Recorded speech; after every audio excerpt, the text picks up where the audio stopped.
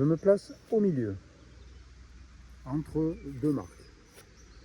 Bon, quitte à me positionner, je me mets entre les 4 marques au milieu pour avoir une moyenne. Alors il peut y avoir beaucoup de choses, la surface d'une nappe, des pierres, des graviers imbibés, c'est pas forcément de l'eau qui coule. Donc je demande à quelle profondeur se trouve le premier signe d'eau chaude à partir de mes pieds. Et je vais compter en tapant du pied.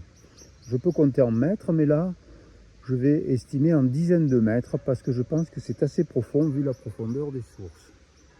On va essayer en dizaines de mètres, on affinera au besoin. Et je pars de 0, c'est-à-dire je vais compter avec le pied 0, 10, 20, 30, et ma convention est toujours la même. Quand j'ai la réponse, ça va vers là. C'est parti. Quelle profondeur se trouve la surface de l'eau par rapport à mes pieds? Je vais compter en dizaines de mètres. À partir de 0. 0, ici.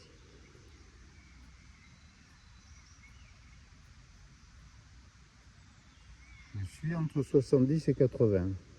Donc je peux affiner en comptant en mètres à partir de 70. Je vais compter. Et chaque fois, je reformule dans ma tête. Bon, au début, on formule à haute voix. On peut aussi, quand on n'a pas l'habitude, quand on est débutant, écrire sur un papier ce qu'on recherche pour l'intention. Pour la convention, on la met au point petit à petit. Là, je vous montre celle-là, qui est la mienne. Avec un pendule, c'est autre chose. Avec un biotenseur, avec des baguettes, c'est autre chose. Donc je compte en mètres à partir de 70. À quelle profondeur se trouve la surface de l'eau par rapport à mes pieds? 70, 71.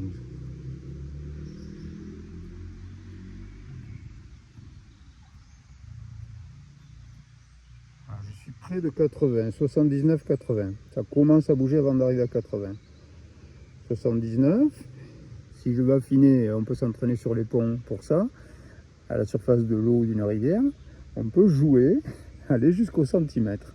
Mais là, je sais qu'à 79 mètres, j'ai une nappe, une zone, on l'appellera comme on veut, d'eau chaude thermale qui coule dans ce sens et qui se situe là, dont l'entrée du réseau est ici et la sortie est là.